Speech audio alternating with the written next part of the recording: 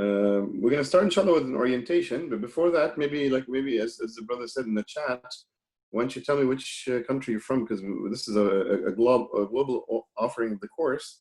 It's the first time we do. Just put your city and country, and let them flow basically on the chat. I can read some of them, inshallah ta'ala. And you do have the ability to speak. As you can see, this is more of a class, not a webinar. We have lots of brothers and sisters from Canada, Bahrain, Nigeria, mashallah, Saskatoon, Markham, Guelph. Oh, there's somebody from Ireland, mashallah ta'ala, New York, Sudan, India, Manchester, mashallah, Pakistan, London, UK, Milton, Ontario, welcome. London, Ontario, alhamdulillah, rabbil alameen. Taib. So, mashallah, and it's a great crowd, and just to be frank with everybody, it's the first time basically we offer this globally, and alhamdulillah subhanahu wa ta'ala. So let me tell you a little bit about myself. This is Sheikh Mehmet Usta. I'm the original founder of the IT Institute. We've been in operation in Canada for over 6 years, alhamdulillah, rabbil alameen. We are a registered, federally registered nonprofit organization. So most of the stuff we do actually is free of charge, because we believe in really serving the community. And alhamdulillah subhanahu wa ta'ala, for the last 6 years, our YD program, which is offered on-site basically on the ground in 12 cities in the province, is alhamdulillah free of charge. We've taught hundreds and thousands of students on-site. And now, inshallah, we're taking the step to move it online. Excuse me, alhamdulillah rabbil alameen, which is a beautiful thing to do, alhamdulillah. So, bismillah ar-Rahman ar-Rahim, just to kind of open up my, quickly the presentation, and we'll share it. So as I said, I'm going to share with my other account, just make sure this is, bismillah ar-Rahman ar-Rahim.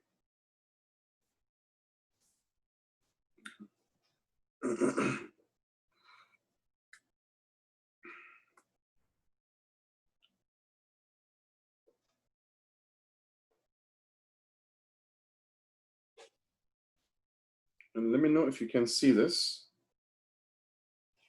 Can you see the slides? Yeah, we can see.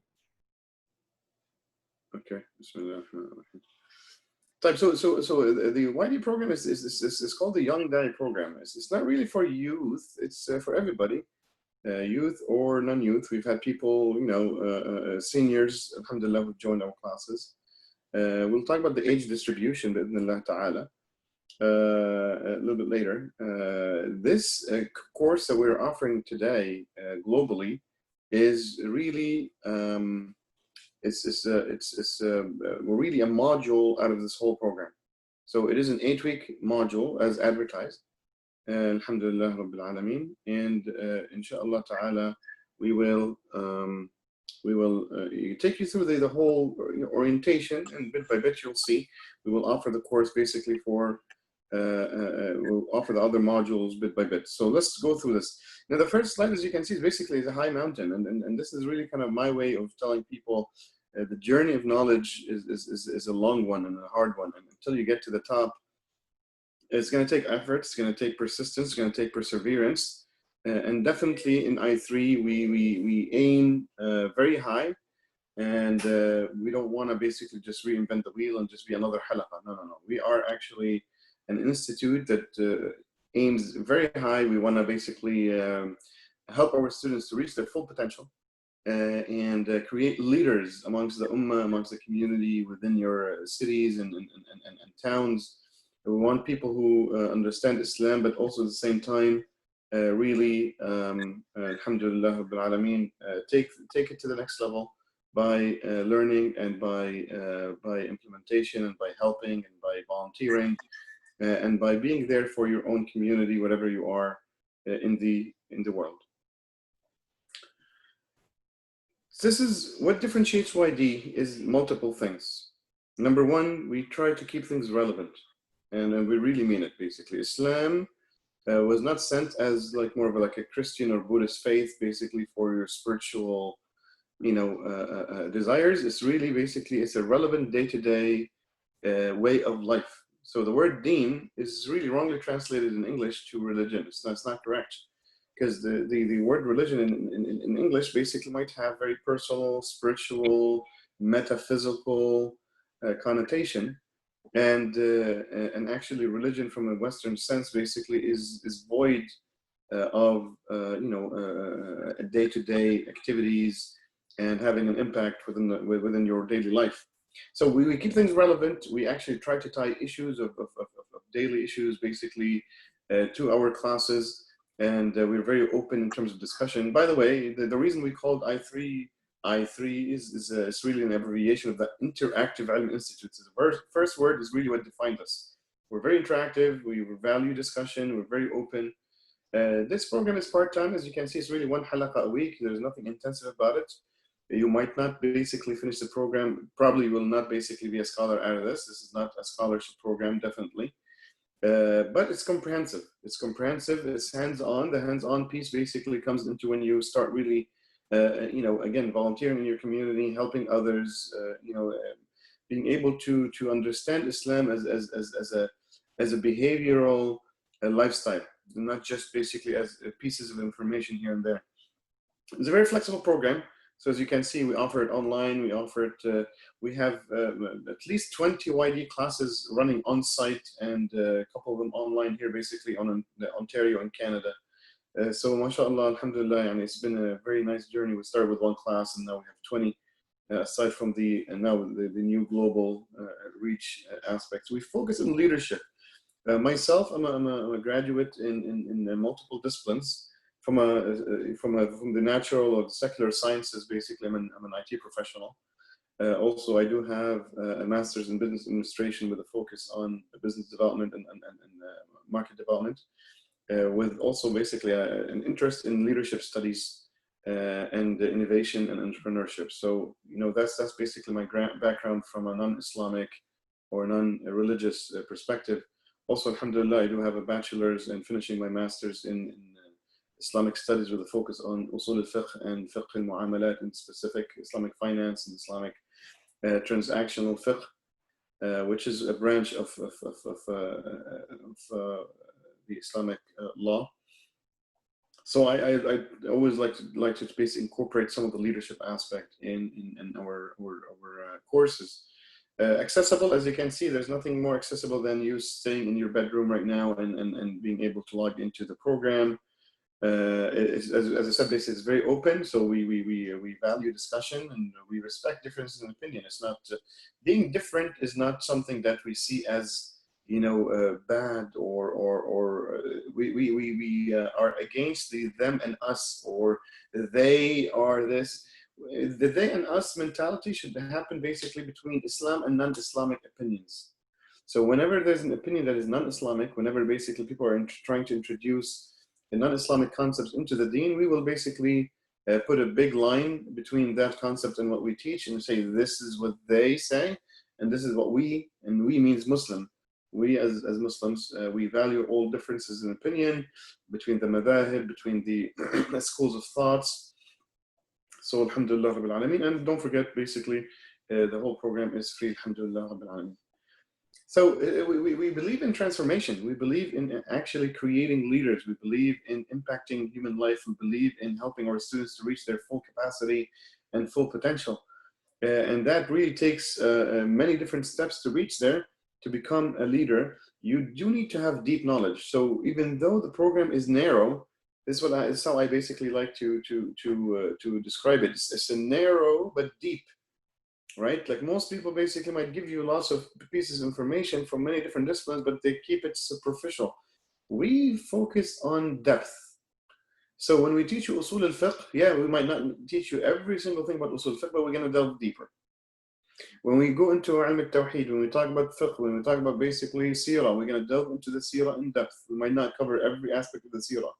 We might not cover every single day of activity in the history of the Sahaba or the history of Muhammad sallallahu alayhi wasallam, but we're going to delve deeper into lessons learned to have a reflection and turn that reflection into a concept which actually affects behavior and impacts human life. Critical thinking. We want you to be critical thinkers. I'm not interested in basically having people who listen to me and that's it. No, we want people to critically evaluate what I'm saying and reject some of the stuff I'm saying myself. Yeah, you've never maybe heard a teacher say that, but I want to empower you. You have to have your own mind, and you have to think through what basically you're receiving, because if you don't, unfortunately, I failed as a teacher. So critically think about everything you're hearing, and if you don't like something, خلاص, say Alhamdulillah, you know, Rabbil Alameen, the Sheikh basically have a different opinion. I might basically believe, differently from him in this specific aspect. I love him for the sake of Allah subhanahu wa ta'ala. And that's really it. You know what I'm saying? It's very simple. I'm not here expecting you to be a sponge. If you're a sponge, you can leave right now if you want. I will not be offended if you leave, if you believe the sponge way is your way. Inshallah. طيب, effective speaker. We want to create effective speakers, and part of our program, we basically delve into it holistically. You have to do some form of presentation at least every single year, and work with your colleagues to create this presentation, or maybe some type of research or whatever it is, so you can present it at the end of the day. We'll see how we're going to do it basically online, since we have, it's our first time basically fully being online. But at least, inshallah ta'ala, this is our intent. This is our intent. Alhamdulillah. طيب. Moving forward, again, leadership. If Islam doesn't make you a leader, well, you have failed Islam. Okay, Islam will never fail you. You have failed Islam. You have to be a leader. A leader is a person who takes action, who takes initiative, who helps society becomes a better place to live in for everybody, Muslims and non-Muslims. Islam is justice for everybody. And we truly, we're not here to water down. We don't water down the message of La ilaha illallah. The message of La ilaha illallah is encompassing to everybody. It is a justice for every single person in humanity. وَمَا أَرْسَلْنَاكَ إِلَّا رَحْمَةً لِلْعَالَمِينَ. Allah subhanahu wa ta'ala says in the Quran, we have not sent you, Muhammad, except a mercy for all mankind, not for the believers. Allah didn't say basically, وَمَا أَرْسَلْنَاكَ إِلَّا رَحْمَةً لِلْمُؤْمِنِينَ أو للمسلمين أو للمتقين. No, Allah subhanahu wa ta'ala says, Rahmatan lil Alameen, mercy for all mankind. Yes, Islam is a mercy for the non-Muslims, definitely. Definitely. It's mercy for the poor, it's mercy for the rich, it's mercy for every single human being on this planet. And as I said, basically, we try to develop everything in you. The writing, and we're gonna talk about the reflections and the papers that you need to submit on a regular basis, which is optional. You don't need to do it if you don't want to, but again, you will limit your growth. But being welcome in the class, you don't have to do certain things, but we're going to try to push you. We're going to establish a standard that basically empowers you to become the best version of yourself. There will be also reading assignments. Again, they are optional, but this is what's going to take you to the next level, being able to read and write and speak and lecture and definitely lead. Okay, to be a da'wah carrier, a person who carries the da'wah of Islam, to be a person who carries the da'wah of La ilaha illallah, it takes multiple dimensions, right? Number one is knowledge. We're going to provide some of that, but I can't control your sincerity. I can advise you, remind you. You have every single second of your life to keep your heart in check. You have to basically keep your intention in check. Many people, unfortunately, come to learn the deen because they want to feel that they know. They want to have some, they want to feel that they know in comparison to others. They want to show off maybe sometimes. They want to be able to kind of get respect. Akhi, all these, akhi and ukhti, all these goals of coming to this class are not really appropriate. You are supposed to focus on believing that your goal in life is to please Allah subhanahu wa ta'ala. You're coming to this class to please Allah subhanahu wa ta'ala. You're studying and learning the deen to please Allah subhanahu wa ta'ala. And there's nothing else. There's nothing else. Skills, we're going to help you basically building your skills. As you can say, the reading, the writing, the leadership. We're going to help you basically better your skill set as much as we can. But many things are optional, so it's really up to you to take it to the next level. Character, basically being able to have that character of a Muslim, of a person that basically the community loves, the ummah loves, the humanity basically respects. At the end of the day, the Rasul sallallahu alayhi wa sallam is our best example, and he had the best khuluq. وَإِنَّكَ لَعَلَى خُلُقٍ عَظِيمٍ. You are upon a great, magnificent level of mannerism and a character, a human character. So we want to basically together help you to become, again, the best version of yourself. That does take, basically, to be honest, I'm just going to be very frank, my philosophy was always in class, and that's why in the last 5 years, even though I'm an IT professional, with almost 20 years of IT experience, I did not go online because I value the human-to-human interaction. But today, in a COVID world, we moved all together online. I'm like, okay, well, since we're doing it online, why don't we offer our subject to the world? And that's what we're doing today. But we're going to try our best. I'm going to try to remind you, like I just reminded you about being sincere, remind you about basically being respectful, being respectful in terms of difference in opinion. How do you respect your teacher? How do you respect your colleagues? All this stuff is part of your character building, and I'm going to basically be, pointing some of these out in a very regular manner, but basically here and there within our teachings.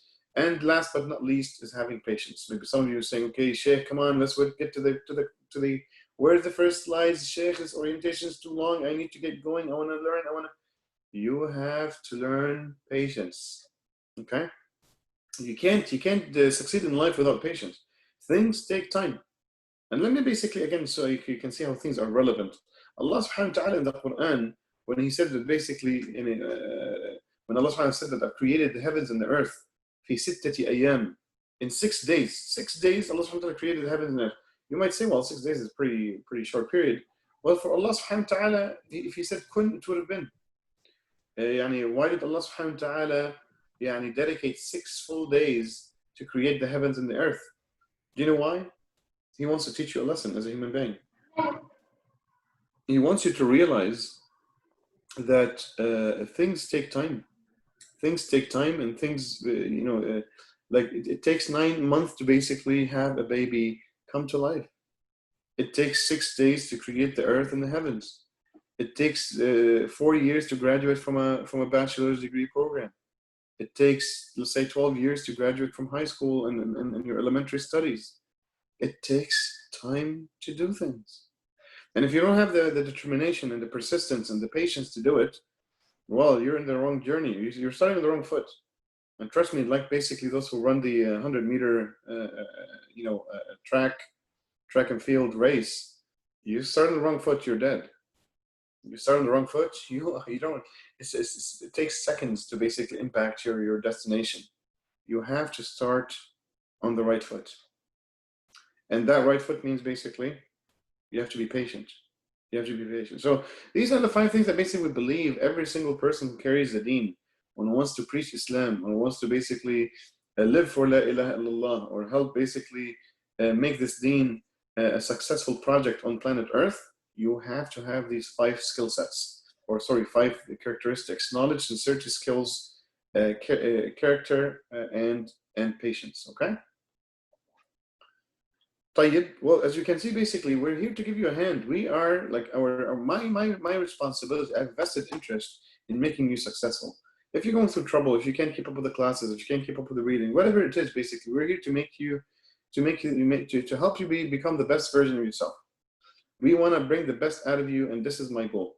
Whether you learn like 300 pieces of information, or you learn 3 pieces of information, those 3 pieces of information, if you learn them well, and if they change you to the better, even 1 single centimeter, we're good to go. And that's why there's a concept of management today, basically having 1 millimeter changes. Yeah. If we can create 1 millimeter changes right now in your life right now, if we make this little small dent in your life, we have achieved our goal. Change doesn't have to be always radical and like your whole life basically have to become upside down. No. Let's focus on making small changes that are consistent, that are positive, and that are impacting. Okay, so positive, and impacting, and inshallah life-changing with that. So as you can see, basically we look at things comprehensively. So we nurture our students. We help them to basically strive to be better. The program is very well-rounded. It is focused on growth. It's growth-oriented. It is definitely hands-on. We want you to basically be a person that helps others. And when you basically learn something, you can basically take it to the world and call for it and become that ambassador for the deen. Ambassador building is one of our main features. So this is our program. This is our full program. Yeah, this is what you're enrolled in right now is like 1 or 2 modules maybe joined together. out of this many different, this comprehensive program. It's a 2-year program. It's a 2-year program. As you can see, 64 weeks of study. And that means basically you're just basically getting into your first 8. So 8 times 8 is 64. So there's 8 kind of modules within this global offering that we have that basically takes you through the full experience. We will study 12 small little booklets that basically cover every single of Islamic subjects, from Aqidah to Tazkiyah, from A to Z, I say. So Aqidah, Usul, Fiqh, Sirah, History, Ilm al-Hadith, definitely, Ulum al-Quran, Tafsir, Tazkiyah, basically everything. Okay, these are the 9 subjects. And here we go again, basically, I just counted them. So every single thing from Quran, Hadith, and Fiqh, and Aqidah, Tazkiyah, Usul Fiqh, Usul Hadith, and Dawah, and History. So we can cover every single curriculum. And don't forget, this is a mature curriculum. We've been doing it for, this is our 6th year's offerings. Alhamdulillah Rabbil Alameen. We've graduated so many students, and the recipe for success within this program is already tried and tested. So you're not basically getting into yourself into, oh, this is something new. No, it's not something new. This has been basically been offered for students in Canada for 6 years. Alhamdulillah Rabbil Alameen. So this is our modules. This is some of the modules that we have for level 1. Islamic Aqidah is what we're doing right now, basically. There's Usul Hadith, there's Akhlaq and etiquettes, there's Quranic sciences, Tafsir, there's also, as I said, the public speaking module that we basically have, Islam and modernity, for basically some of the more current issues and current philosophies of discussion. So that's where we're going to discuss lots of issues related to the Islamic da'wah in today's world, in the Western context, what's happening. So Islam and modernity is a very important module, inshallah. There's fiqh as-salah and tahara, and we have the seerah of Muhammad sallallahu alayhi wa sallam. Some of the sample of the books, basically we will study Nukhbat al-Fikr by Ibn Hajar al-Asqalani. We're going to have a book on Tazkiyah that's basically is a compilation of Imam al-Ghazali's works, and Ibn Rajab al-Hanbali and Ibn Qayyim al-Jawziyah. We have our fiqh as-salah, basically we based upon, we have 2 modules, by the way. One of my other students basically built another one basically from a Shafi'i perspective. This is Umdat al-Fiqh by Ibn Qudam al-Maqdisi, which is more of a Hanbali treatise. Also basically Iqtida' al-Ilm al-Amal, basically by one of the great scholars of Islam from the 3rd and 4th century Hijri, Al-Khatib al-Baghdadi. Some of the more newer books, basically by Dr. Israr Ahmed. If somebody is from Pakistan, knows Dr. Israr, he is one of the, rahimahullah, he is one of the, most amazing scholars of our last century, rahimahullah ta'ala, and may Allah bless him. We have another book basically by Muhammad al-Qahtani, by Umar al-Ashqar, Sheikh Ahmad Ashqar, and those basically are related to Aqaid and Aqidah. We have a book by Mustafa al-Sibai about the life of the Rasul sallallahu alayhi wasallam, and we have a book on Usul by Abu Ismail al-Birawi and Dr. or Sheikh Iyad Hilal from Jordan. Those are some of the books we're going to be covering in this program, inshallah. Any questions until now? Let's take some questions, maybe. Any questions? You can speak up just the mic is open, just to speak up, inshallah. Assalamu alaikum, Sheikh. I had a request. It's Ayana here from Winnipeg, Manitoba. Anytime you're using any kind of Arabic words, it would be nice if you could, even simple words like Aqidah, say it in English, because I am a revert and it's sometimes hard to understand Arabic words' meaning. Jazakallah khair. Definitely. Allah barak feekum. May Allah bless you. So let's go back. I second that, Sheikh. I think that would be very helpful for a lot of us who aren't native Arabic speakers. I agree, to be honest, because I'm also like them. I'm like those people. I'm also a revert myself, who's been in the deen for 5 years now, and I feel like you could do that as well, because I saw an Arabic one that aside for those reasons and for other reasons, but also yeah, like legit, I feel like you learned a lot. I don't feel like that'd be like everyone could benefit from that. You know what I mean, Sheikh? خلاص إن شاء الله. The point is well received, inshallah. So you don't have to mention it 3 times, guys. So let me go through the curriculum one more time and basically go through some of the Arabics here. So Quran, everybody knows Quran. So Quran sciences. Hadith is basically the Sunnah and the traditions of the Rasul sallallahu alayhi wasallam. Fiqh, we're going to discuss it basically in details. Fiqh is basically Islamic law. It's the jurisprudence. It is basically the rulings on the do's and don'ts of human behavior. Aqidah is basically the belief system in Islam. Tazkiyah is basically the heart purification aspect of Islam. Usul al-fiqh is basically the principles of the Islamic law. So basically the legal theory. The best way to translate usul al-fiqh is legal theory. And then usul al-hadith is basically the principles behind the transmission and the authentication and the process behind compiling and authenticating the traditions of the Messenger sallallahu alaihi wasallam. Dawah is the science of or the ahkam, the rulings on how to carry the deen of Islam to others. And history is history, as you know, basically, which includes the seerah of Muhammad sallallahu alaihi wasallam. The word seerah means basically the life story of Muhammad sallallahu alaihi wasallam himself. Okay.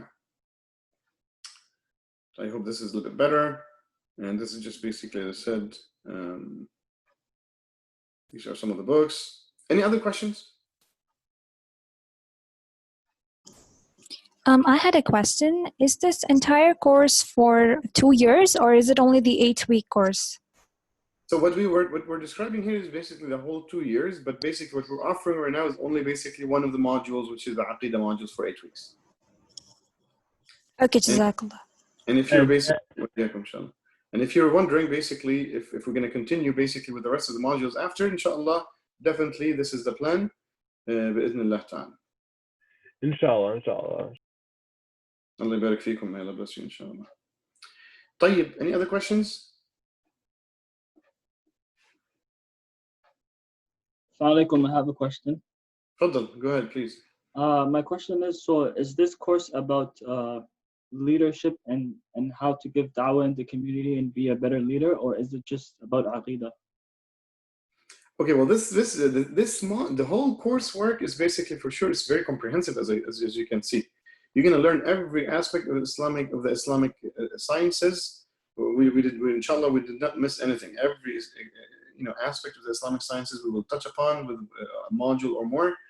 But this specific module is the first one, which is the Aqidah module. And in terms of the leadership is basically as a mindset that we need to grow within the students. So it gets incorporated within all of our teachings, inshallah ta'ala. So I just wanted to ask, assalamu alaikum, the program we're doing right now, the 8 weeks that you're showing on the slides, is this the YD participation? And then at the end, we'll have the opportunity to continue on to YD1 and then continue on to the 2 years. Is that how it builds up? Yeah, so basically it's a bunch of modules. Some of them basically are level 1 modules and some of them are level 2 modules. So we call them YD1, YD2. So right now, basically this Aqidah module is a YD1 module that we start with.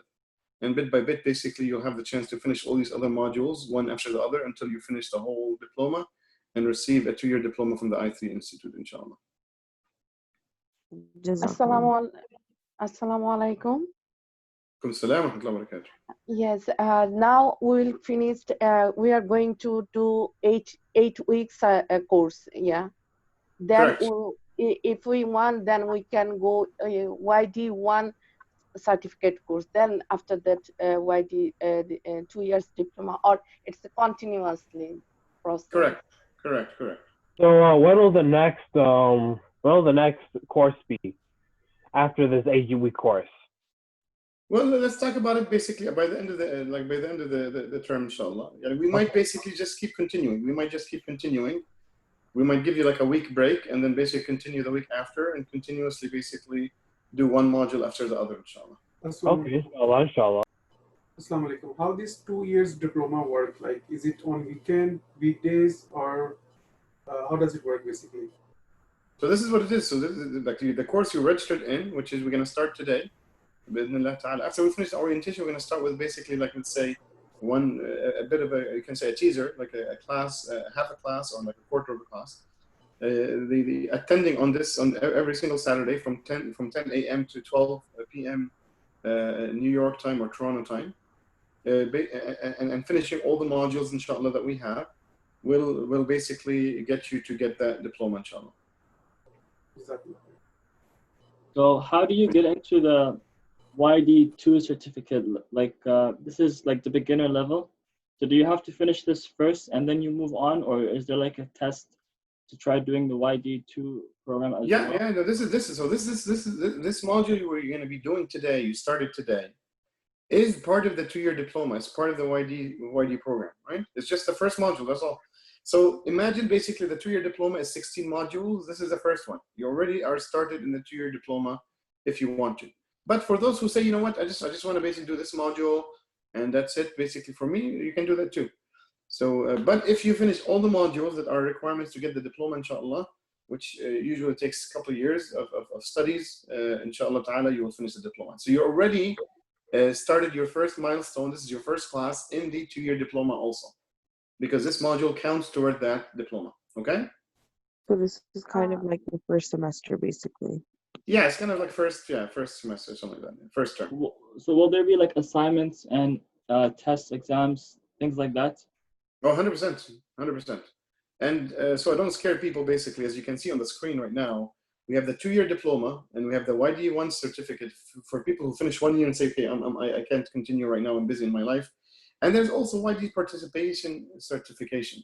So those who basically, as I said, are coming just for this module or just want to do 2-3 modules, they'll get certification for attendance, and they don't have to necessarily, or they can basically stay with us for the 2 years without maybe doing the exams and the assignments, which I highly recommend you doing basically.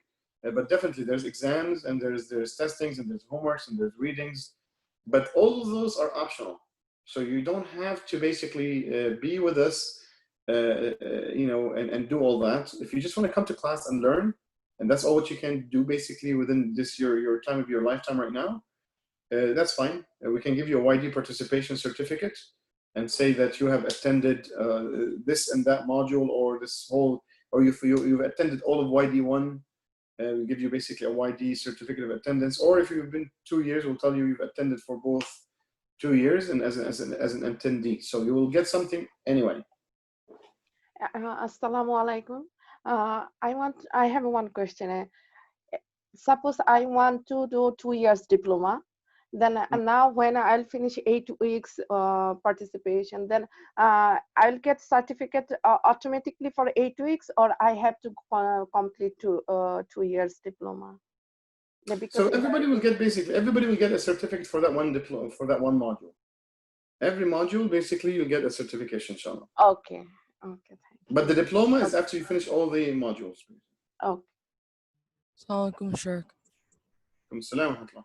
I have a question. So every single session, or like every single week, is it about from 10 to 12, the session? Correct. Okay, thank you. You're welcome. It is every Saturday. Correct. So for going forward, for the next modules, we'll have to pay for the next modules going forward? One more time, Josh. For the next modules going forward, do we have to pay for it? No. There's no such thing as paying for it. Everything we do is in this program is for the sake of Allah subhanahu wa ta'ala, and the whole program, the whole 2-year program is free. No, jazakallah khair. May Allah bless you.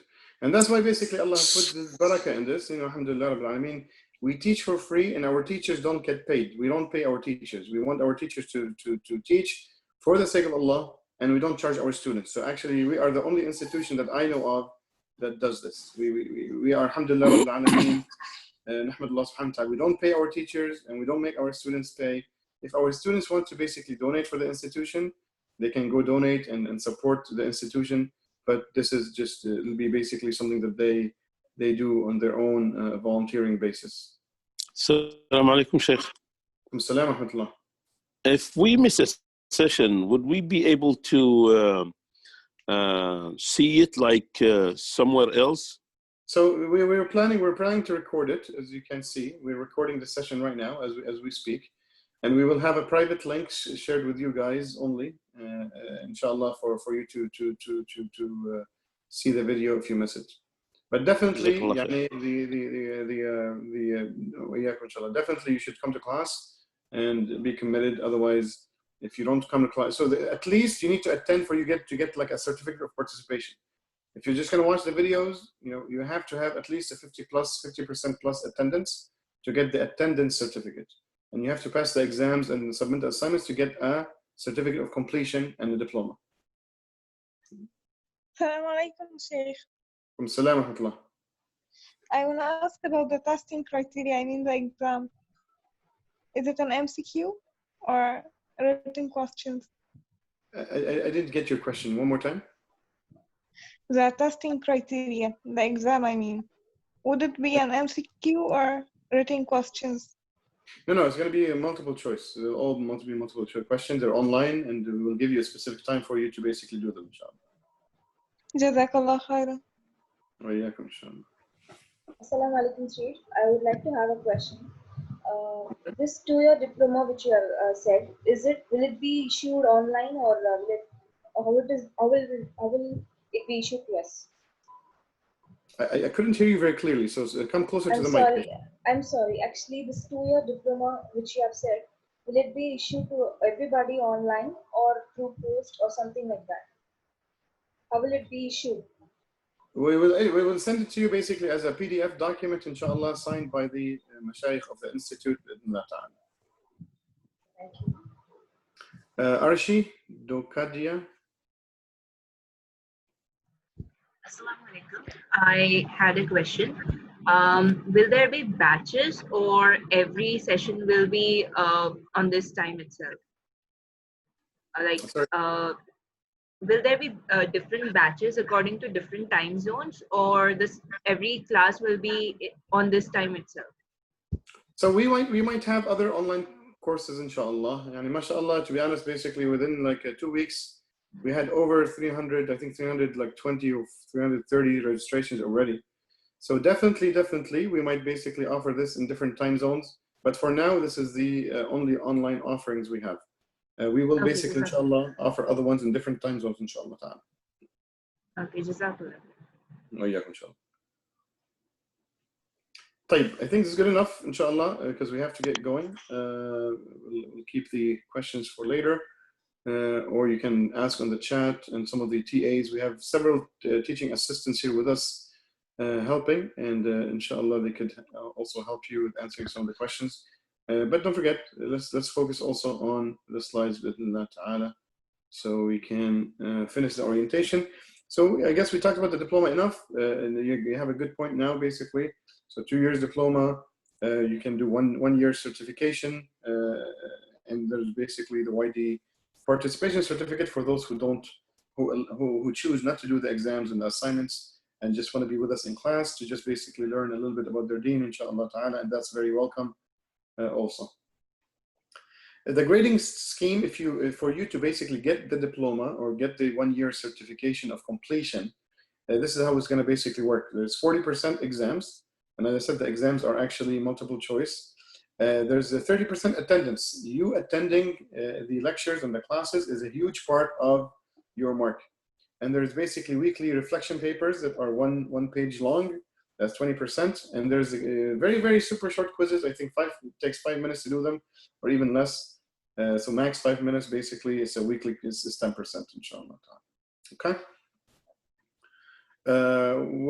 What is the what is the requirement? What's the expectations? It's very, very simple. Our expectations is to be honest, even the 3 hours is too much. I think 2 hours of reading, 1.5 hours of reading every week. That is basically, I think that we're trying to be conservative. So I would say basically 1.5 hours of reading every weekly basis, and that's optional. And it takes 30 minutes to write this one reflection paper. It's literally 1 page of reflection, your own thoughts about basically your readings, and that's also optional. So the full expectation is 4 hours a week if you want to finish the diploma. But if you don't, you only have 2 hours, you can come to class for 2 hours. That's the minimum requirement, and that is required. If you don't come to class, you will basically not even get any certification, and bit by bit we might even remove you from the course. This is the student range. As you can see, we have people of all ages. We have people of all ages. We have people older than 35, and we have people younger than 16. You know, we have different students. The youngest student I think I had ever was 11 years old, if I'm not mistaken. Right? But this specific program is made for 15 plus, so 15 till 65, let's say, or 16 till whatever it is, 15 plus without any restriction. Most of our students, the majority of the students, basically fall between the age of 16 and 30. That makes up basically almost 80% of our student range. But as you can see, there's 20 more percent which are older gentlemen and gentlewomen, you know, and there's also over 35, definitely around 10% or a little bit over 10% are actually even older Muslim and Muslimas. And by the way, this is 2016, 2017. So today, basically, demographics could be a little bit changed, but this is usually how we do it. Leadership, as you can see, basically, we have lots of activities because we used to run this program fully on site. We have it on site in 12 different cities in Ontario, alhamdulillah, which is in Canada, for those who don't know Ontario. But we have basically many teams for you to basically be part of the I3 Institute. You can help in web development, you can help in basically some of the multimedia aspects, some of the social media, some of the video editing, some of the event organization, you know, some of the online events that we're doing. So basically events don't have to be as this picture basically shows, in a big hall, basically with speakers and face-to-face. So don't forget, basically, we're having a Black Muslim, you know, anti-racism conference next week, inshallah. So please invite your friends and make sure you attend, inshallah. We have an amazing lineup of speakers for this online, you know, anti-racism Black Muslim conference. So please make sure you attend, register on the Eventbrite, and invite your friends and your families all over the world to attend this important conference, inshallah ta'ala. And don't forget, you know, bit by bit, start volunteering. Most important thing, basically, you build lots of friendship. You build friendship that lasts when you're here together and we're discussing and Abdullah asks the questions and Sister Aisha, you know, answers a question, and we have a discussion.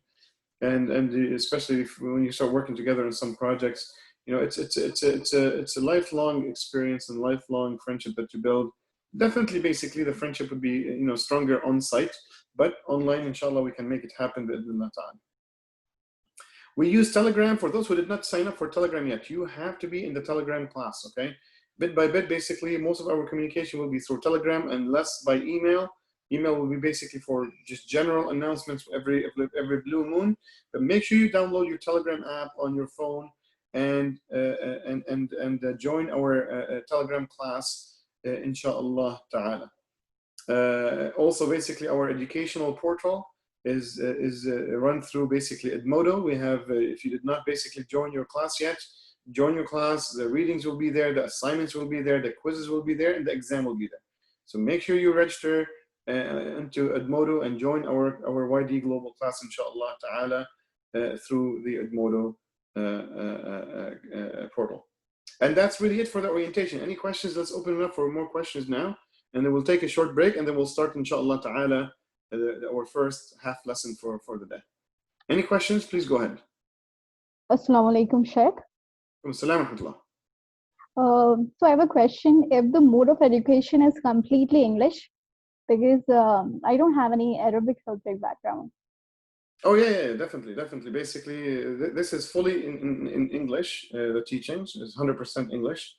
The words that basically we use in Arabic, if I forget to translate them, you can basically raise your hand and just ask me what that means, because Islam is in Arabic, but it is the instruction will be fully in English. That being said, and this is a quick announcement that we did not make yet, so it's still a little secret.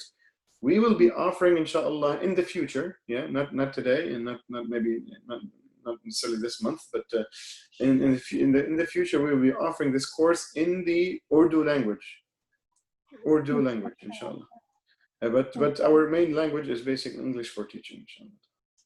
Jazakallah khair. Wa iyyakum, inshallah. Any other questions?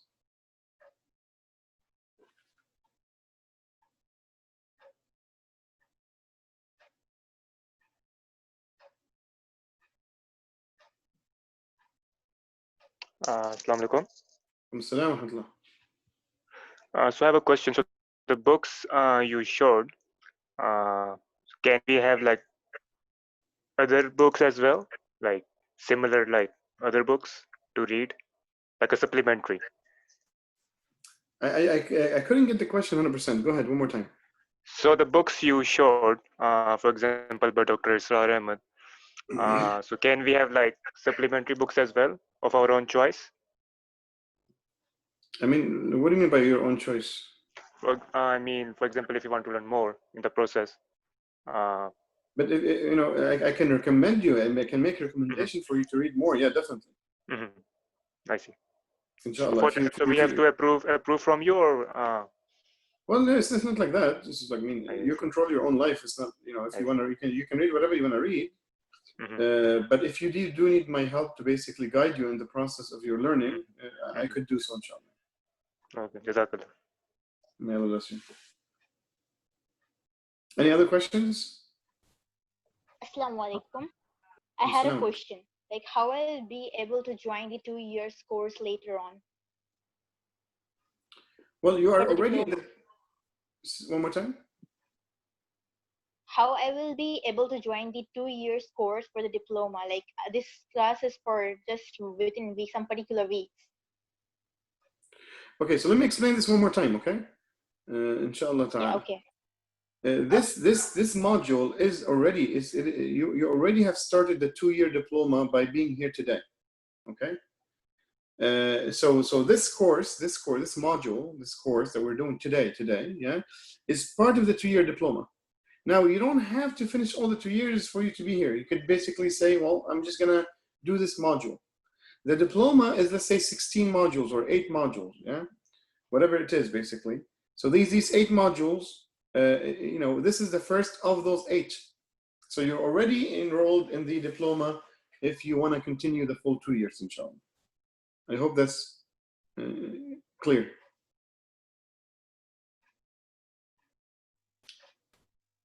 Assalamu alaikum. Is that clear, Ukhti, Talat? Yes, it's clear. Shukran. Okay, Jazakumullah khair. Ahlan wa sahlan. Basant, go ahead. Assalamu alaikum. I have a question. I know everything is going to be in English, but will we get the Arabic as well so that we have both? Yeah, I mean, from the perspective of Aish, like for example, when we do like any explanations, any tafsir, anything like that, will it be in English and in Arabic or just English? No, the language of instruction will be totally English, but some of the books that we have, we have them also in Arabic, so we can publish them on Edmodo for you in Arabic. If you want to do the readings in Arabic, you can do the readings in Arabic. No, I want to do the readings in English, but I want to learn the Arabic as well. Like I'm trying to gain Arabic. That's my goal too. Yeah, so I would say so this is, yeah, I would not basically kind of try to teach Arabic while I'm teaching Islamic studies. Then I'll be doing 2 things in one, and it wouldn't be as effective, Danny. But definitely I will definitely be using lots of Arabic words, and those I want you to basically learn their meanings, learn their meanings of. So your vocab in Arabic basically becomes better, and your Islamic terminology becomes a bit better, inshallah. Great, thank you. Anybody else? Assalamu alaikum, I have a question. Okay, are you giving us the books or do we have to buy them? No, all the books basically will be there in as a soft copy, as a PDF file on Edmodo. Oh, okay, thank you. And Sheikh, I had a question. So you mentioned the course being offered later on in Urdu. How about Hindi? Well, you know, bit by bit, basically, we're having more teachers of different backgrounds. So, inshallah, yani, we will basically offer it also in Arabic. We're going to try to offer it in Bahasa, in Indonesian, maybe in Sindhi and Hindi. And, so, bit by bit, basically, once we have the teachers, because as you can see, basically, this is a volunteer basis. We don't pay our teachers and we don't charge our students. So, you know, it's a little bit tough for us to basically accommodate everything. But definitely, you know, due to the demand, and my understanding is basically Urdu and Hindi are very similar. Yeah, so, but Urdu words are some Urdu words are very hard to understand. It's like very ancient words. yeah. So, Like yeah, I can understand the whole conversation what the Pakistani sister is saying, but when like ancient words are used, I have no clue what it means. No, inshallah, bit by bit, بإذن الله تعالى, we will have all these modifications, inshallah.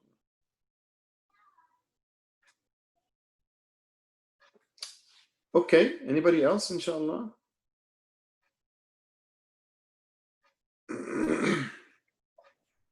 Sheikh, this is Ahmed.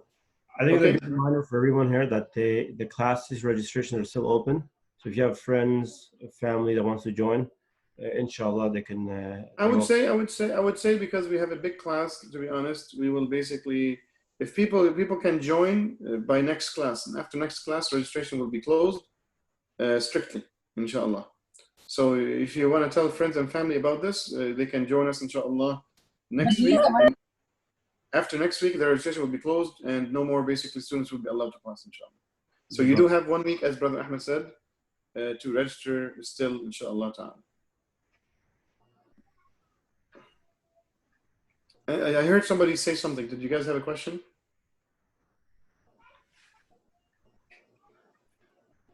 Yes, brother. How will you be taking attendance, and will the classes always be online for the whole 2 years? Oh yeah, definitely. This is a fully online program with COVID or without COVID, so it's fully online. That's why it's called global. Number two is basically we can easily Zoom allows us to basically download the list of students that joined us. So make sure you enter Zoom with your full name so we can take attendance. I saw somebody with like Galaxy 7 or something. Make sure you put your full name so we can, or at least your first name with your last name's initial, at least, so we know who you are. Otherwise, you will not, basically, your attendance will not be counted. So make sure that you have your full name. Don't log in with like iPad and Galaxy this and iPhone this. Make sure your full name is there and change it, please, inshallah ta'ala, so we can give you attendance marks, inshallah.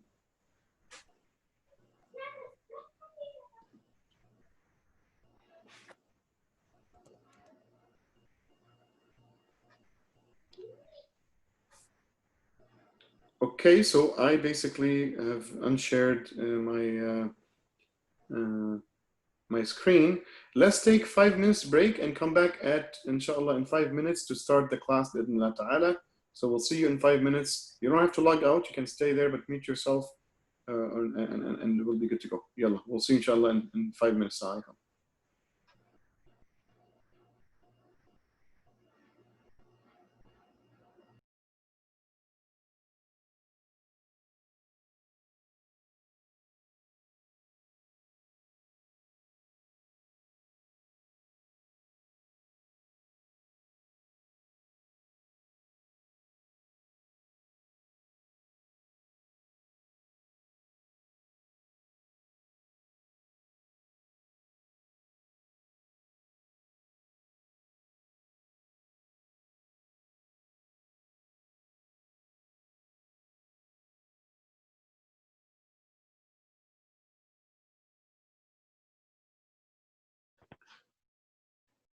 Everybody else is good?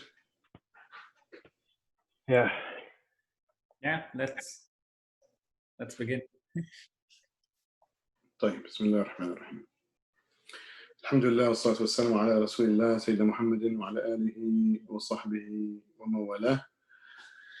This is our first module, which is the Aqidah module in the YD program. May Allah subhanahu wa ta'ala help us to learn and help us to apply and help us to be from those who, when they listen to the haqq, they follow it, and when they hear the batil, they abstain from it.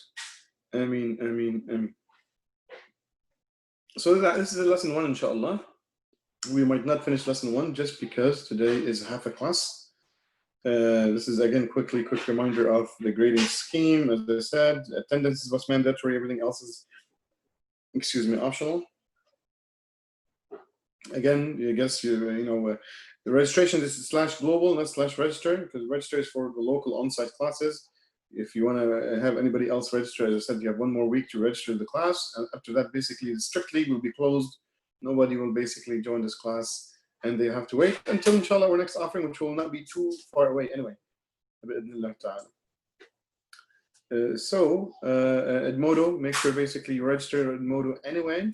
The readings will be optional, the assignments will be optional, the exams will be optional, but don't forget, push yourself to do it. Like, it's not as if you're gonna basically be kicked out or whatever. It's okay, even if you fail exam or an assignment. And make sure you do the quizzes. The quizzes are very important, inshallah ta'ala, okay?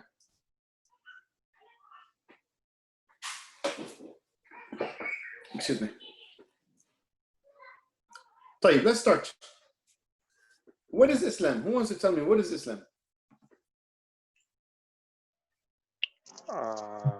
By definition, it means. From your perspective, yeah, sure. So what I have learned is you submit your will. You submit your will to to Almighty Allah. Allah subhanahu wa ta'ala, yeah. طيب, who's next? You can raise your hand so I can call your name. Okay. Yeah, you can go ahead, Arshi. According to me, Islam is a complete submission to Allah subhanahu wa ta'ala. So when we submit to the will of our creator, then we have the perfect way of life to live to. So it's a submission and a way of life. Okay, Jazakumullah khair. Joshua? I was going to say the same thing. Islam is essentially submission to God's will, a way of life, and just that, you know, a way to live your life, you know. And not just, you know, yeah, sorry, I was going to say that for her, yeah. Okay, Jazakumullah khair. Anybody else has a different perspective? Rizwana? I was about to say the same thing. Like, I want to add one more thing. Islam is peace for me. Like, I really feel peace in it. Okay. Not the submission to Allah. Yeah. Bless you. I'm would I be able to respond? Please put your hands up, inshallah, so I can call you guys in order. We have Ghalia. Ghalia, go ahead. Yeah, for me, like surrendering yourself to Allah, one can let go all the fear and earthly temptation to have a peace in the soul. Okay, Allah barak fikum. Aliyah, sorry. I think it's the religion that follows the Quran. Okay. And Jinan? Assalamu alaikum, Sheikh Usta. So you're looking for a definition, right? Just whatever Islam is to you, inshallah. Oh, okay. Well, the way I see Islam is like it's like a system of life. And if I were to kind of sum it up, I would say that it's a a socio-political system that operates on the individual, communal, and political level, in where we follow Allah's laws to, live in a system that is complete in tranquility.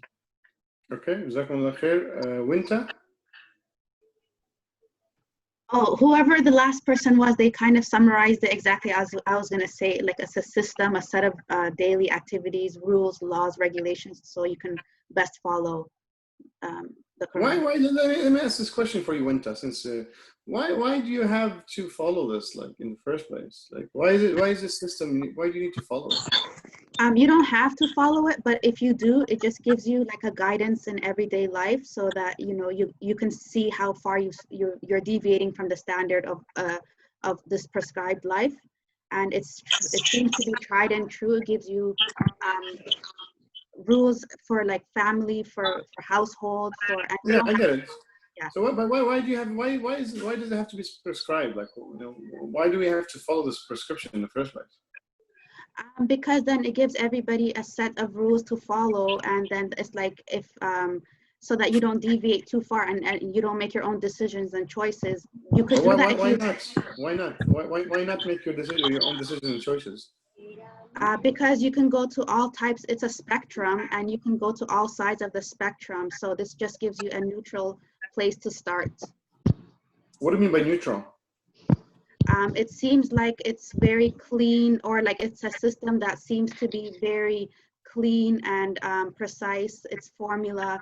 So if you follow the measurements, you will get good results. But if you do not, and you don't have to, you're free to get whatever results you are coming. Okay, very good. May Allah bless you. Allah barik fikum wanta. May Allah bless you tons and Sheikh, lots. may I speak up on this topic even though I didn't raise my hand? Who's that? My name is Maria. Wallahi, there's 7 people before you. So once you like, if you, just so I don't become unjust to them, unless they allow you, I guess. Are we okay with letting Maria speak? Inshallah, she seems very passionate. Zainab Muslima, do you mind if she speaks first? Assalamu alaikum. To me, Islam is a way of life and not a religion. Okay. Jazakallah khair. Okay. Maria, go ahead. Let me. I'll Yeah. let you go through. Okay. Once I attended a program called Path to Piety, and although Islam definitely What's does it called? have rules. What's it called again?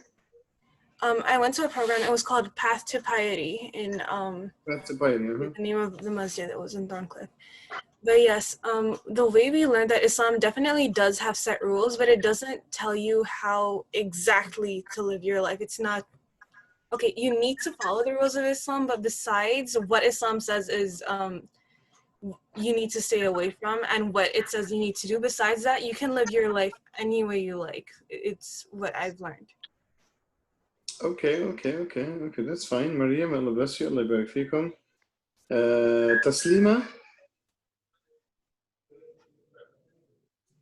Taslima or Hassan Shariq? Yeah, Sheikh. So putting it in simple way, we all have electronics and cars, and they all have manual by the producer. So for me, the creator, the master of the world and the universes, this Islam is that user manual for us creations to do all that is supposed to be done in the right way. Okay. Allah bless you. Allah barik fikum. It seems you're an engineer or something. I'm a marketing person. Oh, even marketing, my buddy. Yeah, like we're both marketing, I guess. Alhamdulillah. طيب. Allah يبارك فيك. Hassan, right? Hassan or Hassan? Hassan Shariq. Okay, Allah يبارك فيكم. Hassan Shariq, yeah. طيب. Okay, good. Let's go. Ayana. Yes. Islam to me is so my grandpa used to always tell me, I'm also from Hindu religion, Arya. I could say. My grandpa always used to say that ye dunya mein moh maya chhod do, uski zarurat nahi hai. And I think Islam kind of reminded me of what he used to say. That what does that mean? it basically means Islam teaches us that why am I here? I'm just here to worship Allah, and dunya is nothing. It's the akhirah.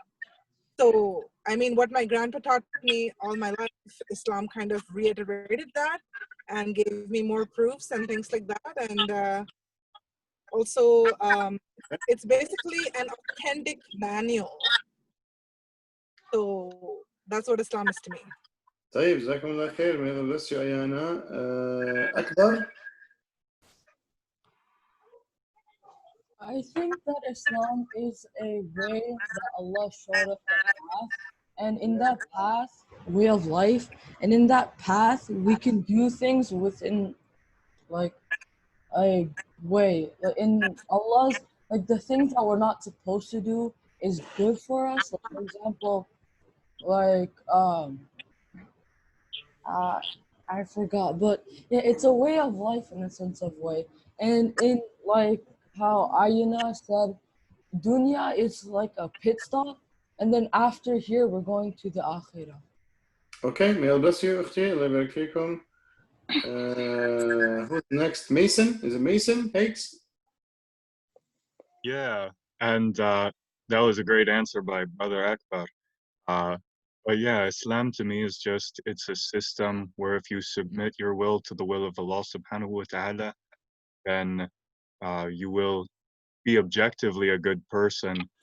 And then also it'll allow you to get contentment out of life. If you follow the Quran and the Sunnah, inshallah, you'll have contentment in this life and you'll gain your akhirah.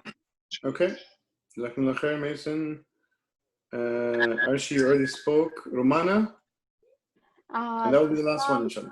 Assalamu alaikum. Islam actually means to me the submission to God peacefully and consciously, because Islam is the only way which is acceptance by God, because Allah mentioned in Quran, Islam is the only deen Allah accept. Okay, Jazakumullah khair, may Allah bless you. Let's go through basically and research some ayat so we can reflect upon it, and bit by bit we'll understand what Islam is. And definitely what most of you guys have said basically at the end of the day is true, inshallah ta'ala. Allah subhanahu wa ta'ala says in Surah Al-Baqarah, when he was telling the angels about the creation of the human being, yeah? وَإِذْ قَالَ رَبُّكَ لِلْمَلَائِكَةِ إِنِّي جَاعِلٌ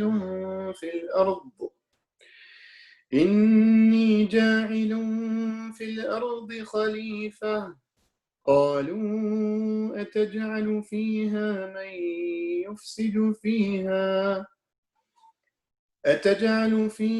مَن يُفْسِدُ فِيهَا وَيَسْفِكُ الدِّمَاءَ وَنَحْنُ نُسَبِّحُ بِحَمْدِكَ وَنُقَدِّسُ لَكَ قَالَ إِنِّي أَعْلَمُ مَا لَا تَعْلَمُونَ. Allah subhanahu wa ta'ala, in translation, have told us in the Quran that there was a conversation between him subhanahu wa ta'ala and the angels at the time where he informed them that he's going to create a new creature. He's going to create a new species in the living kingdom of his creation. Allah subhanahu wa ta'ala is saying, and mention, O Muhammad, to the people, when your Lord said to the angels, indeed I'll make upon the earth a successive authority. They said, will you place upon it one who causes corruption, injustice therein, and sheds blood, while we declare your praise and sanctify you? Allah subhanahu wa ta'ala replied back to them saying, indeed I know that which you do not know. This is verse 30 in Surah Al-Baqarah. And this is a very important ayah, to be honest, because now it's taking us back to even basically the time of creation, or maybe even time of design before creation. Allah subhanahu wa ta'ala have told the angels, look, this is what's going to happen. I'm creating this new creature. And some hadith say basically that Adam was still basically mud, or bit by bit becoming hardened as a body of clay.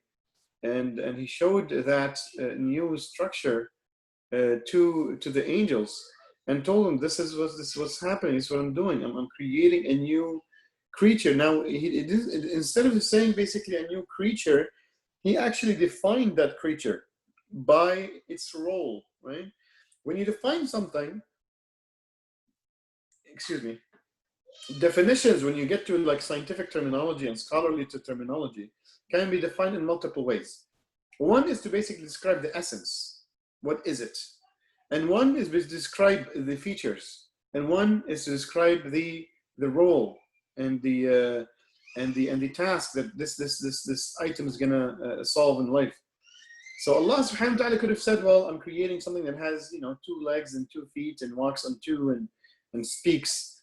This could be basically a character based on characteristics. Or Allah subhanahu wa ta'ala could have said, I'm creating something that is made of mud and is organic material and is living. So maybe he's talking about the essence. But he talked about the role. Allah subhanahu wa ta'ala, when he introduced the human being, Adam alayhi salam himself, not even the son of Adam, Adam alayhi salam himself, he introduced him with his role on the planet. And the reason it's so important for Allah subhanahu wa ta'ala to discuss the role in this ayah is for us to learn our role. What is our role on earth? What is our role? Why did Allah subhanahu wa ta'ala create us in the first place? What is the role of the human being? What is the role of the human species? What was the role of our father Adam alayhi salam and the rest of his lineage? So Allah subhanahu wa ta'ala described it with one word, Khalifa. Khalifa. What is a Khalifa? Khalifa is linguistically min khalafa, khalafa fulan, meaning to basically succeed somebody. But also it has another meaning, which is basically be authorized or responsible on behalf of someone else, yeah, to caretake for something, to be that basically successive authority, kind of basically, as the translation here in the English says. So Allah subhanahu wa ta'ala doesn't have a Khalifa from a nobody. Allah subhanahu wa ta'ala is always there. He doesn't need a Khalifa.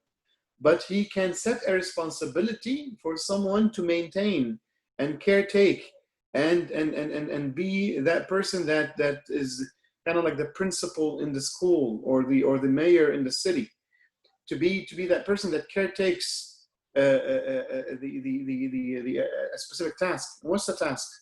Which task? Is al-ard. Ja'ilun fil ardi khalifa. So when we say the word al-ard means basically earth. I am creating a new creature that his role is to be the caretaker of planet Earth. Now, I don't know how many of you basically is old enough, basically, and they used to watch Captain Planet when they used to be young. I used to, and Captain Planet was supposed to be the caretaker, he used to have a responsibility to take care of the planet. He viewed himself, or he was set by this specific cartoon to be, and that's why his name was Captain Planet, is because he took care of the environment and took care of the planet. And that's what I believe that's what every single person should view himself or herself as. We are the khulafa upon this planet. Each one of us is basically a person who's supposed to take care of this planet. Now the angels basically were a little bit surprised. They're like, أَتَجْعَلُ فِيهَا مَن يُفْسِدُ فِيهَا وَيَسْفِكُ الدِّمَاءَ. Are you, Ya Rabbi, are you going to create someone that's going to cause corruption, that's going to cause injustice and sheds blood on this planet? And we declare your praise, we sanctify you. Why would you want to create something that might have evil tendencies in? So Allah subhanahu wa ta'ala answers that He is the most knowing, and He knows what the angels don't know. Allah subhanahu wa ta'ala knew that He was creating a human being. Yes, definitely true that there is a tendency for the human being to be evil, to conduct things basically in the wrong way. And today, that's definitely we can see unfortunately the famines and the killings and the oppression and the injustice all over the planet. Everywhere you are, unfortunately, there's not a single place where basically there's justice on this planet. Everywhere there's some form of injustice. Even here in the West, in North America, you've seen basically the killing of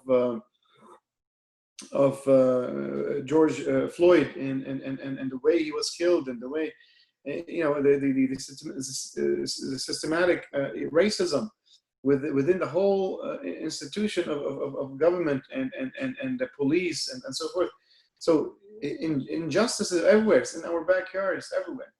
Unfortunately, there's no such a place today where the human being is really playing the role of that successor authority to run earth basically with the justice that Allah subhanahu wa ta'ala loves, or the justice that Allah subhanahu wa ta'ala have sent us, and the justice that Allah subhanahu wa ta'ala have prescribed to humanity. Because without Allah subhanahu wa ta'ala's direction and guidance of how to live life, the human being, as one of the sisters I think said, there's a spectrum of ways of doing things. Which one is the right way? Which one is the one that gets the human being to be of optimal contentment and to make the human species live at peace with each other and live with happiness and fulfillment and reach its full potential as an individual, society, and the humanity at large.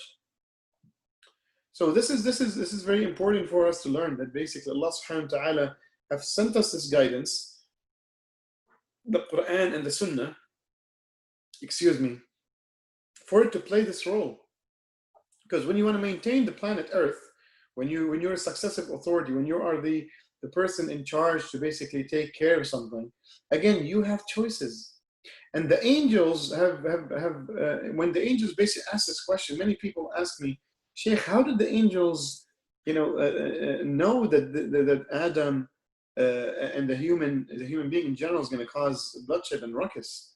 Well, with choice comes a responsibility, as they say. And since this new creature is going to be the Khalifa, is going to take care of earth, what does that mean? That means there's certain things. If he's the authority, if he's the successive authority, if he's the authority that's supposed to basically maintain and create maintenance and create an atmosphere of correctness and justice, what does that mean? That means there will be injustice.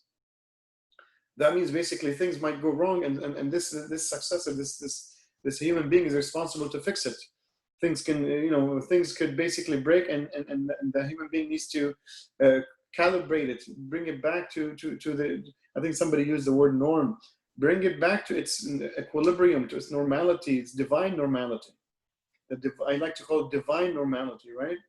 So with as you can see, basically with these rights comes responsibility. The human being has the right to decide, has the right to think and make a decision for themselves. And that's the free will that the human being has.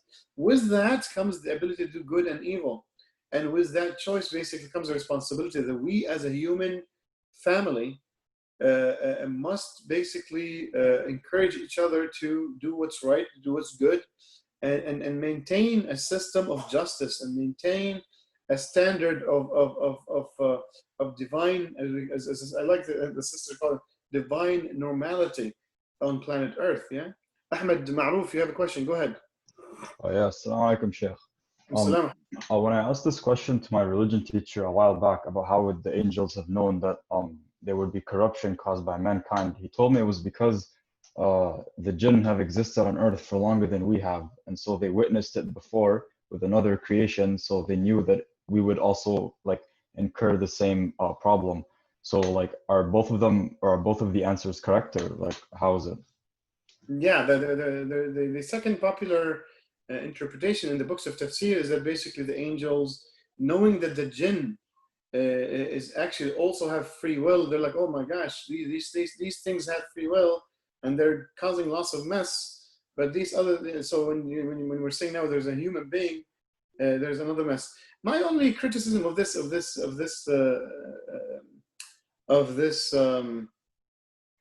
explanation is it says basically أتجعل فيها من يفسد فيها ويسفك الدماء. They're going to shed blood, and the jinn, they're made of light. And well, first of all, we don't know if they have blood or not. Probably at least from what we understand from the hadith, it's light creatures. So we don't know how they die and how they get killed and how they get injured and how they do their own ruckus between themselves as a species. But basically, another interpretation is that they've seen the animal kingdom and how they basically kind of sometimes they might well, see, the animal kingdom basically I believe is in equilibrium. Probably basically there's a new basically theory that says those things that look like they look like human beings that are not really human. At least by the theory of anthropology and biological evolution, they tell us there is something that looks like the human being before the human. Maybe the angels were referring to those because they actually got extinct, they say, because they did not follow the standard that they should, that they would make them reach this peace and tranquility, and that's why Allah subhanahu wa ta'ala created Adam to be that standard. But anyway, definitely, basically, the issue of jinn is an issue of many mufassirin have said that, and definitely what's equal between the jinn and the human being is the ability to have a free will, and with free will, as I said, which is a privilege, comes the responsibility of doing what's right. But unfortunately, also the jinn and the human beings can mess up and do what's wrong, and therefore that's why you need a khalifa to make sure that the divine guidance and the divine normality and human life on this planet gets restored and gets enacted. So yeah, definitely both are correct. Thank you. Jazakallah khair, Sheikh. وإياكم إن شاء الله. Kanzuda, go ahead أختي. Assalamu alaikum, Sheikh. Assalam. I just wanted to share an interpretation that I heard that I kind of gravitated towards on this topic of the angels asking Allah subhanahu wa ta'ala why he created a species that could potentially cause ruckus or harm on the earth. And the interpretation that I heard was that they didn't ask this out of defiance. They asked it more so out of curiosity, and more so out of wanting to know rather than questioning his decision to create us. Okay. And I feel like I liked that interpretation more because the malaika, they're not capable No, of but questioning. where did you understand in my speech that they were questioning God? Oh no, not yours. I don't know. I think anybody else who was asking or making a comment that they were terrified that this would be Jinn 2 or the second version of the Jinn or something like that. Yeah, yeah. And so it was kind of a comment to that comment.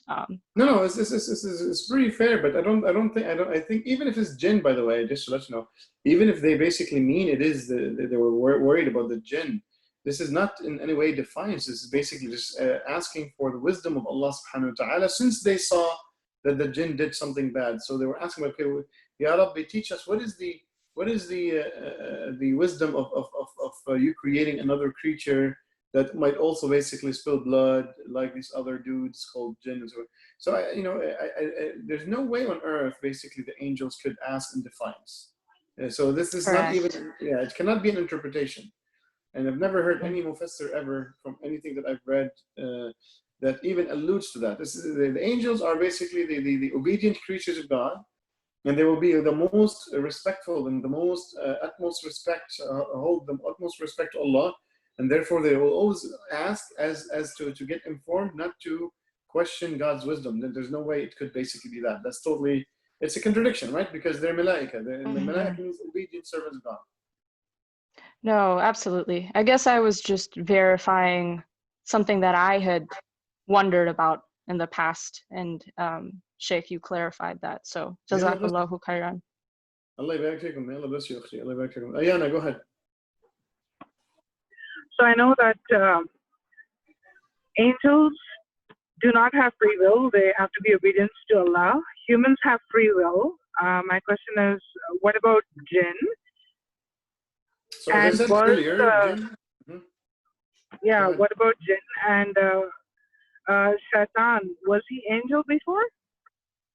Okay, so let's not get into too much details. To be honest, let me tell you a little bit about my style. My style is when I talk about an ayah, I just focus on the ayah and not diverge. So I just want you to basically, it will help you guys to learn the deen this way a little bit better, because if Allah did not divert to another meaning, then it's just better for us to not do so. But since you asked, I will still answer anyway. So the shaitan he's from jinn. You need to understand that shaitan is more of a characteristic. It's like saying somebody is tall. So the word shaitan basically is really a person who could be a human and could be a jinn, that have been kicked out of the mercy of Allah subhanahu wa ta'ala because they dedicated their life for defying Allah and to deviate human beings and jinn from their path of truth. And sometimes we use the shaitan and we mean that one specific bigger shaitan, the master of all shayateen, which is Iblis, who is actually a person from jinn. Malaika is a different type of creature. So jinn is one creature, malaika is another creature, and the human is the third creature. Sorry? I had a call on the gift card. I had just enough, so.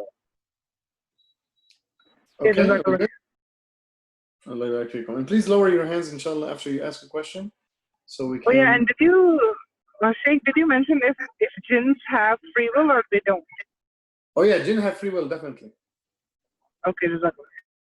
May Allah bless you. I forgot to answer that piece. Jazakumullah khair. Taib, Akbar, go ahead. Is it Akbar? Like, what's your name, Ukhti? Because it seems to be a sister. My name is Akbar, and I have a question. Okay, go ahead. Not a question, but more of a comment. it kind of makes sense that the angels already like thought that the humans were already going to like cause destruction, because like if you witness one thing with one person, then you'll probably think it's like going to be the same with another thing. So it kind of made sense where like the angels would have thought that the humans would have caused destruction as well as the jinns. طيب جزاكم الله خير. May Allah bless you. Natasha? Yes, so when you hear of cases like hauntings or any sort of like supernatural funny business thing going on, that's often attributed to jinn. So my question is that are they basically able to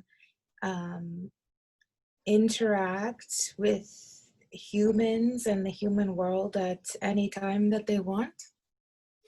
No, there's restrictions. Definitely there's restrictions. They can do waswasa anytime they want, as long as you don't kick them out. And waswasa is basically kind of like, whispering in your ear. But that's really that's the most likely scenario of interaction. And as I said, Natasha, I'm not sure if I'm pronouncing your name right. Is it Natasha? Natasha, yes. Natasha. So Natasha, it's better to just focus on the ayah with the meaning of the ayah. Otherwise, we're going to divert into too many other discussions, which will be hard for me since we have 130 people in class, inshallah ta'ala. So you can ask me this question in the chat, or you can text me on Telegram, inshallah ta'ala. May Allah bless you. Allah yabarak feekum. طيب, let's continue, inshallah. So Allah subhanahu wa ta'ala, the human being versus other creation. So we already have discussed some of this stuff. As you can see, the humans and the jinn both have free will. Yeah? But everything in the universe does not have free will. The angels don't have free will. The planets don't have free will. The atoms don't have free will. Could they? Yes, definitely they could. I mean, why not? Allah subhanahu wa ta'ala could create free will in any object He wants. Subhanahu wa ta'ala. And actually, these creatures are actually real. And therefore, Allah subhanahu wa ta'ala talks about basically the heavens and the earth and the planets and the stars, all in strict obedience to Allah subhanahu wa ta'ala. Yeah, they don't have free will, but they are in strict obedience. What I want you to understand is that the human being, unlike everybody else except the jinn, have the choice to either obey or disobey. But if you look at the universe, the whole universe is in strict obedience to Allah.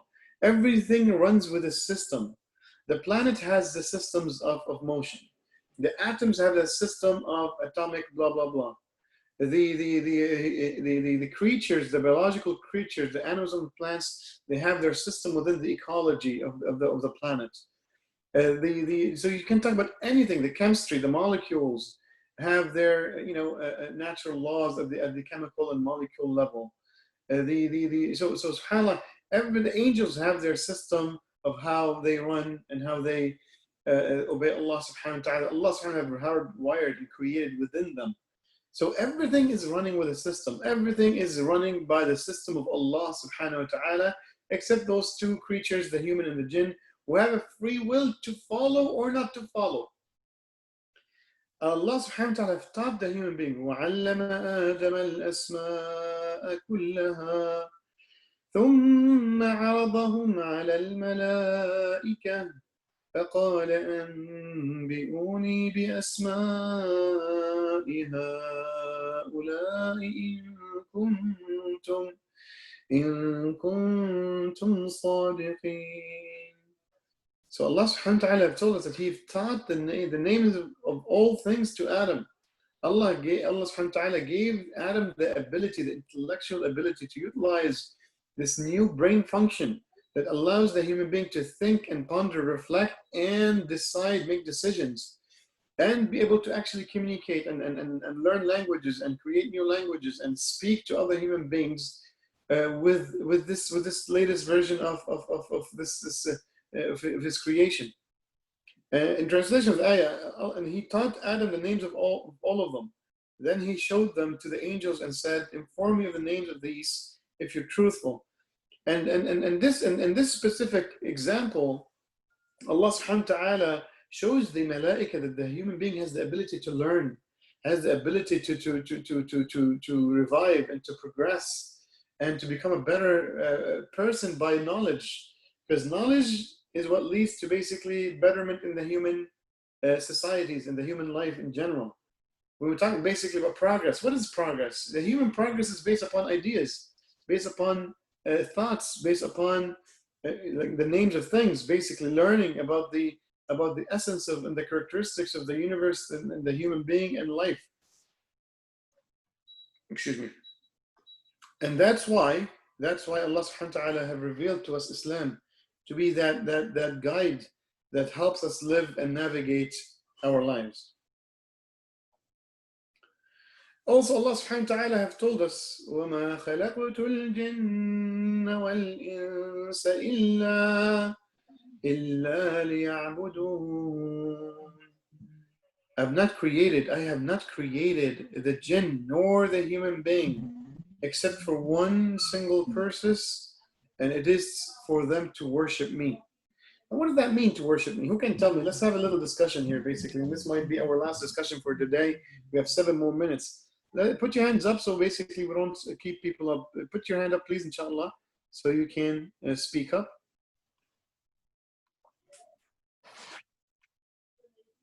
Rizwana, did you want to say something? Assalamu alaikum, Sheikh. What I mean by that, worship to Allah subhanahu wa ta'ala is to obey the rules He has given to us, to follow exactly the way we should for the betterment of ourselves.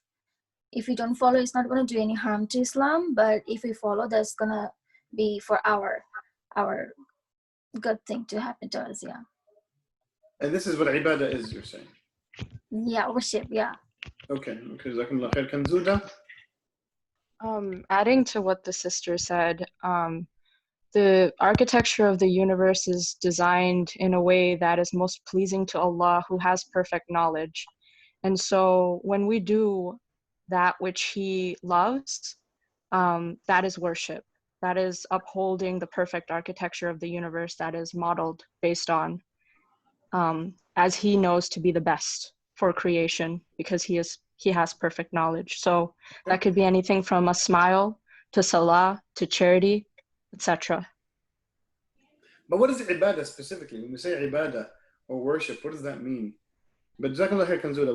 Winta, go ahead. In my experience, I would think worship. If you can, you come closer to the mic because we can't hear you very well. Is this better?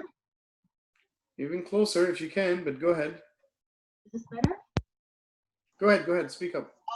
It has a happy connotation to it. To worship is like to celebrate, to be joyous. So it feels like it's like to worship is to accept the gift that God gave you, like the planets, through the system that you follow, which is the Quran, and that's like your way of giving back, and that's your celebration. So to worship has a happy connotation, like you're celebrating the system that you're able to follow on earth. Okay, jazakumullah khair. Winta, Arshi? Adding to what the sister said, I think that worship also means to be aware of Allah subhanahu wa ta'ala and all the blessings that we have, and to be in fear, in awe, and in hope of Him, so that we revere Him the way He should be. Okay, jazakumullah khair. Lisa?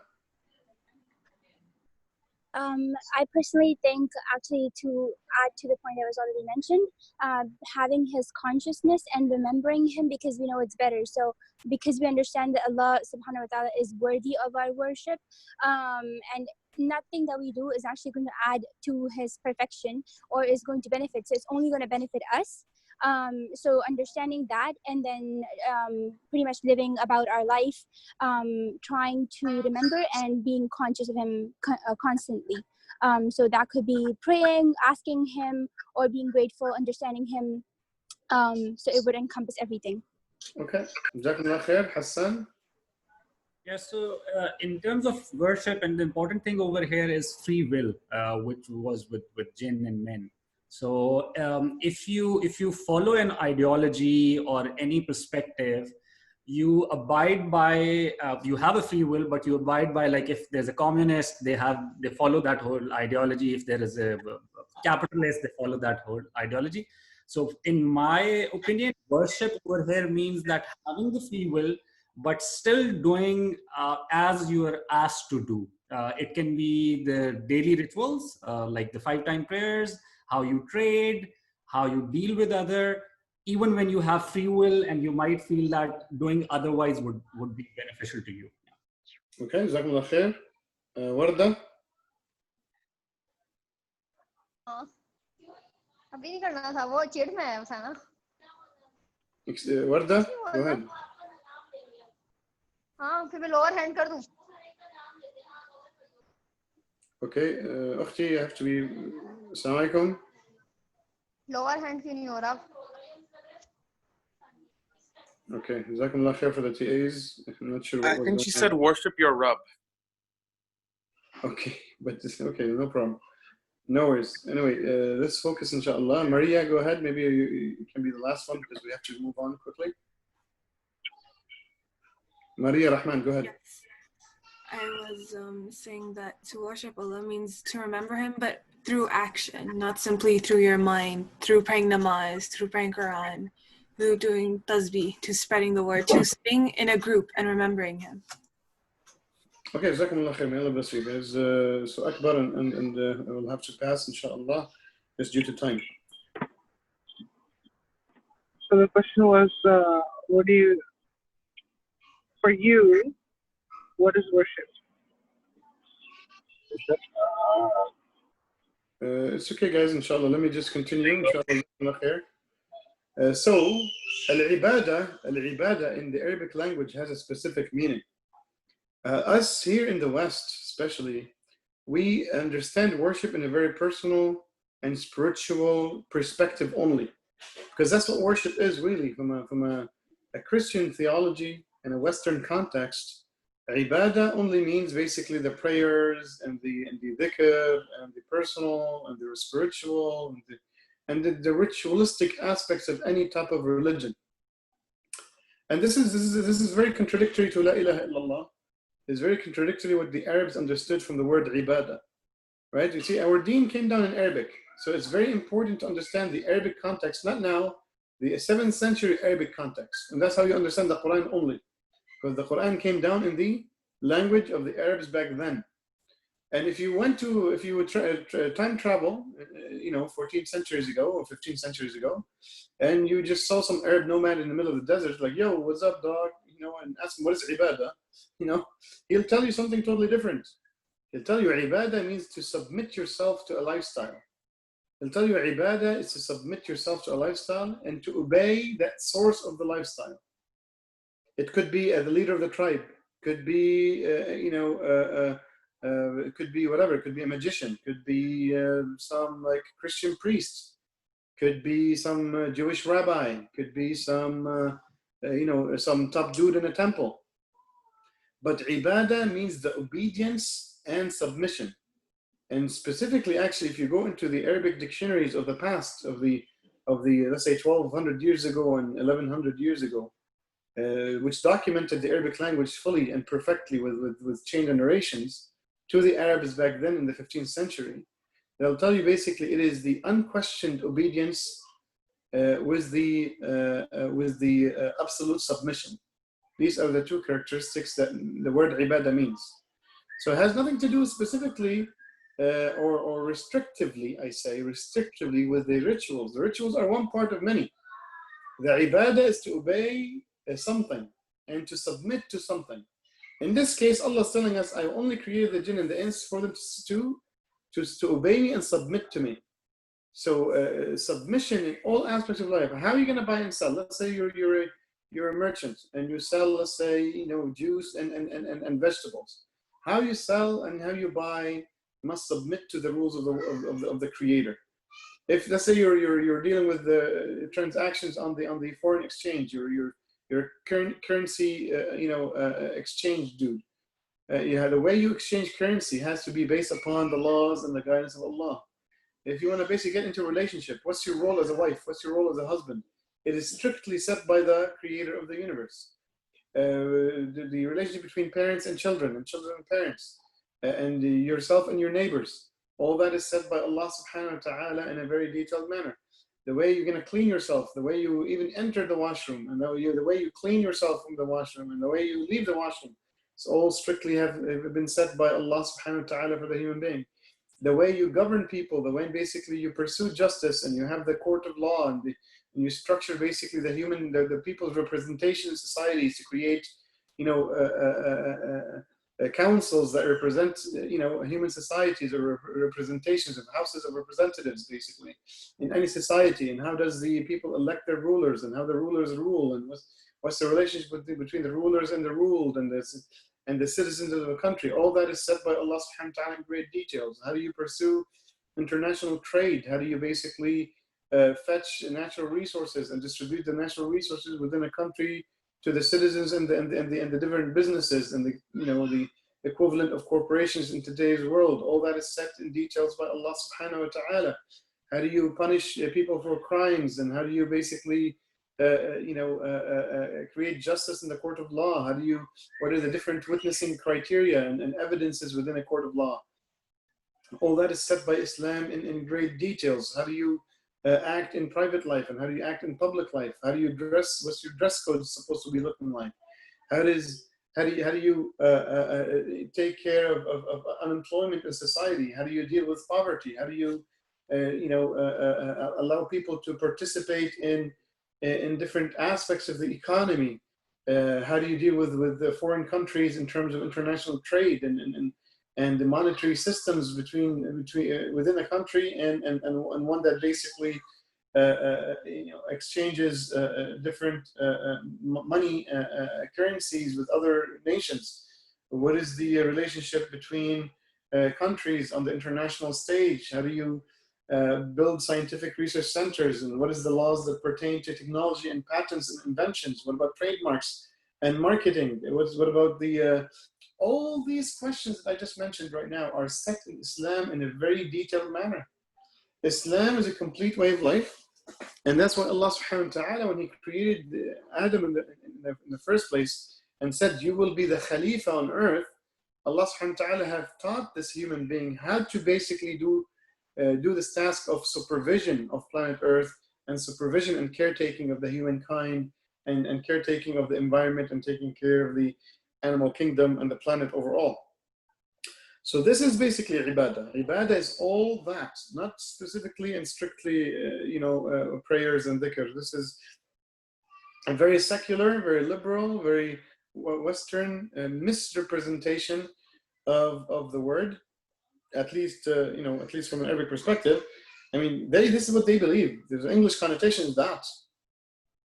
The word ilah, the word Rabb, in English, God, does not basically mean the same meaning as the word God in Arabic, the word ilah. When we say la ilaha illallah, the word ilah, which is God with a small g, does not have the same meaning as the word God in English, right? So similarly, the word worship in Arabic, which is ibadah, does not have the same meaning as the connotation for the word for the same synonym, in the English language, or for the direct translation, of the word in the English language.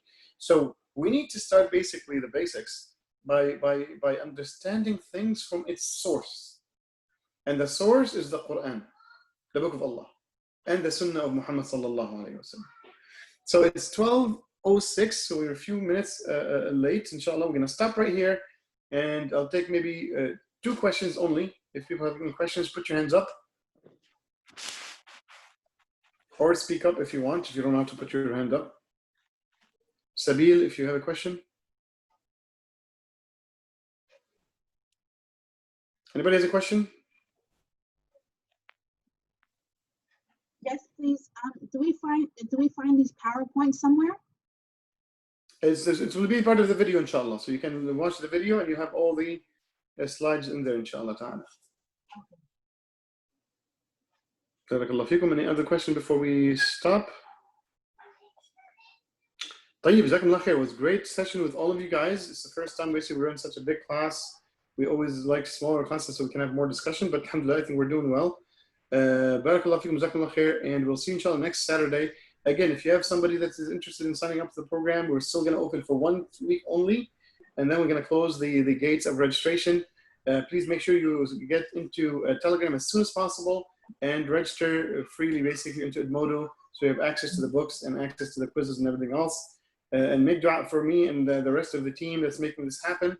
Barakallahu feekum, jazakumullah khair, wa sallallahu ala rasulih al-kareem, wa akhiru da'wana an alhamdulillahi rabbil alameen, wal asr inna al-insana fi khusr illa alladhina amanu wa 'amilu s-salihat wa tawasaw bil haqqi wa tawasaw bis sabr. Assalamu alaykum wa rahmatullahi wa barakatuh.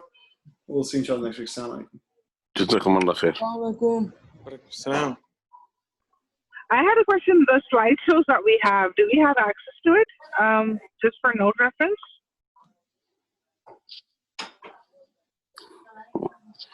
خلص.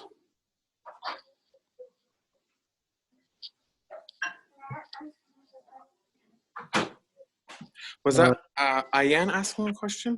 Yeah, the slideshows that we have, like, do we have access to those notes later on? I'll try to find that out for you. Are you on the Telegram group for now?